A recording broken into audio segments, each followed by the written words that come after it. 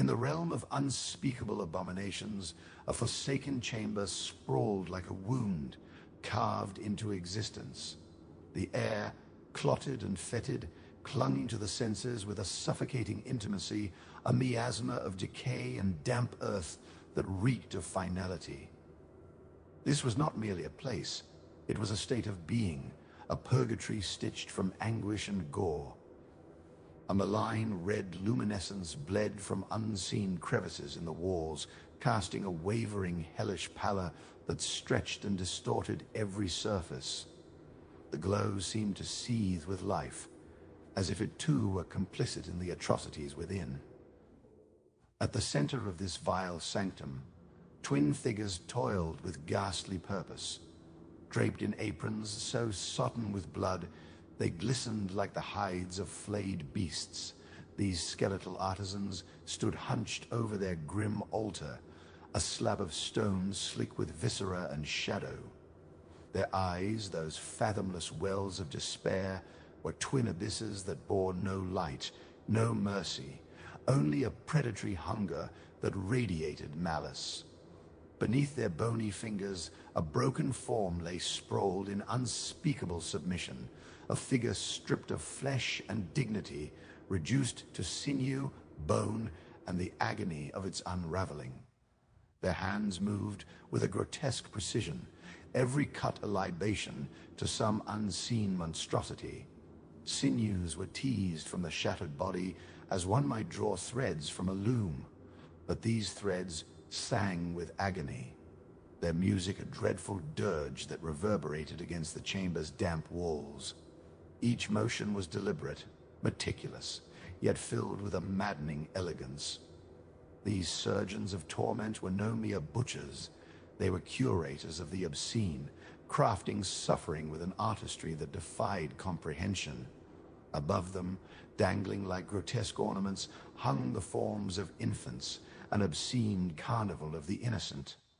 Some lay slack, their lives snuffed out by despair, while others convulsed in eerie silence, their tiny bodies twitching against the web of ropes and hooks that held them aloft. Their wide, unblinking eyes bore witness to the abyss, gazes so emptied of hope they seemed to pierce through the fabric of reality itself.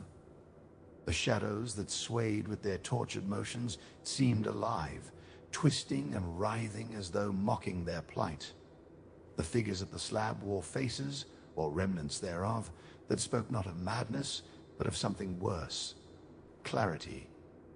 Their expressions, skeletal yet eerily alive, betrayed no joy, no passion, only a grim devotion to their hideous craft.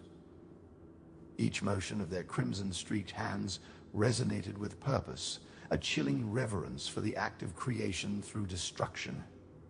Their work was not senseless, but deliberate, their every motion driven by an unknowable design etched into the marrow of their being. The form on the table, once a vessel of life, had been emptied, of flesh, of blood, and of soul. The breath that had once animated it was now a feeble ghost, a sigh that escaped from somewhere deeper than lungs. Yet still, the artisans labored, as if by desecrating the remnants they might birth something more profound, something beyond life, beyond death. The sound of their labor was unrelenting, the wet, sickening rip of torn flesh, the snap of sinew pulled taut and severed, the hollow thud of bones shorn from sockets, and then came the silence. It was not peace, but its grotesque opposite, a pregnant void that swelled with the anticipation of yet more horror. The two figures straightened, their gaunt frames stretching like shadow puppets under the baleful glow. They lifted blood-slicked hands in a reverent motion, as though offering their gruesome work to some ancient deity whose thirst could never be quenched. The air seemed to thrum, alive with a presence that was neither seen nor heard but felt, a god of rot and ruin that fed on the anguish of the innocent. Around them, the walls shivered, the very stones seeming to sigh with pleasure or despair. The cries of the damned, distant yet insistent, rose to a maddening crescendo, their discordant wails weaving through the chamber like the threads of a hideous tapestry. This was not a place of the living, nor of the dead. It was a liminal wound, a festering sore in the fabric of existence where the boundaries between body and spirit, hope and despair, were cruelly dismantled. As the artisans resumed their grim task, the slab beneath them gleamed wet with the residue of their defilement.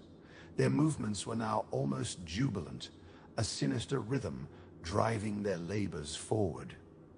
For in this chamber of eternal suffering, there was always more to unmake.